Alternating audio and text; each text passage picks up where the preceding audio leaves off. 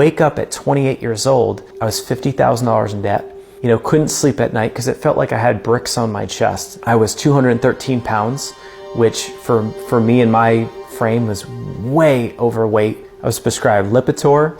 I had to take blood thinners, and it was like a total disaster. What am I going to do with my life? Like, I cannot take another day in this level of pain. I was at my breaking point, and my mom must have intuitively known it. Because I used to kind of hide a lot of this. I used to make it look like everything was okay on the outside. And she gives me a book. And in that book, she just writes in the front cover, "I believe in you." And it was in that moment, I'll never forget looking at the book. It gave me hope when I didn't have it.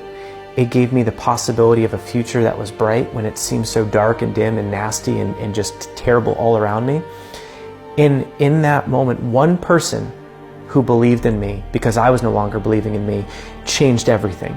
And I took that in, and I remember crying, and I remember reading it, and I just kept reading it over and over. "I believe in you." And I kept picturing my mom. She would always say, "You can do anything you put your mind to," over and over and over. I said, you know what? This is my choice point. I get to either allow this situation to break me. I just give up on my dreams forever, and I do what everyone else is telling me to do. Everyone else is telling me to go get a job. Everyone else is telling me you're not good enough. People are laughing at me. And instead I said, you know what? I'm going to borrow my mom's belief. Even though I'm 28 years old, between 28 and 30, I'm going to set a date. And I had always wanted to sell a business by the time I was 30, but I'm going to set a date and I'm going to actually declare it. I'm going to tell people that I'm going to build and sell a company before I turn 30 years old.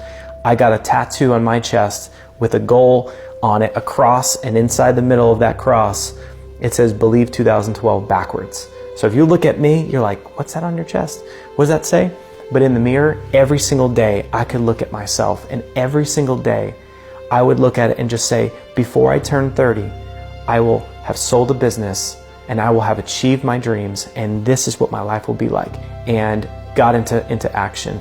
Started a business, people thought I was crazy, and I just kept pressing forward, and within 2 years, right before I turned 30, I sold the whole company before I turned 30, exactly like the tattoo stated. What I never would have expected in a million years was that it felt so empty.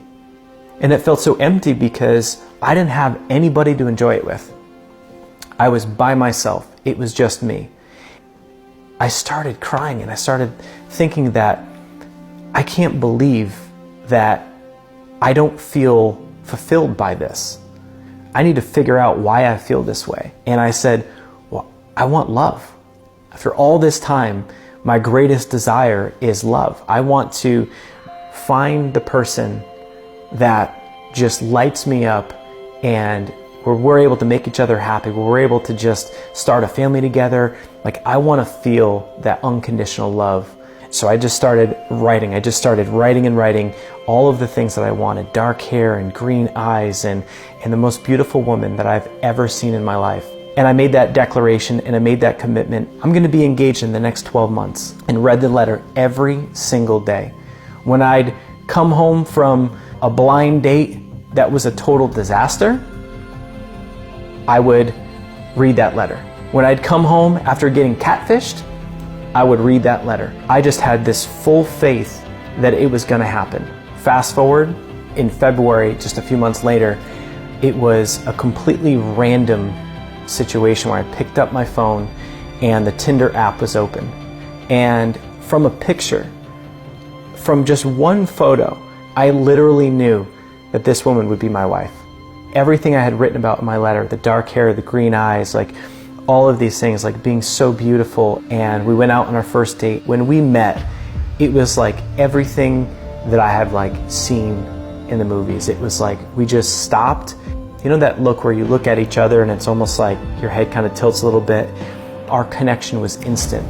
Our conversation was so deep and so connected so fast.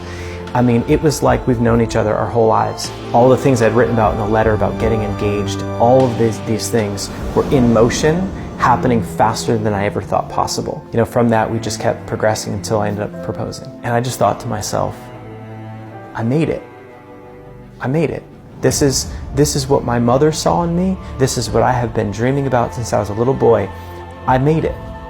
What an experience that anything is possible in life. That you can change your way of being, that you can grow your confidence, that anything's possible. I declared that I was going to build and sell a company. I declared that I was going to find the love of my life. When you've got something that you want and you're willing to sacrifice and never ever let off the gas pedal no matter what the circumstance is, it doesn't matter who you are, it doesn't matter where you grow up, it doesn't matter what your current situation is, it doesn't matter if you're in debt, it doesn't matter what's going on around you, that any human being can set their eyes on a vision for their life.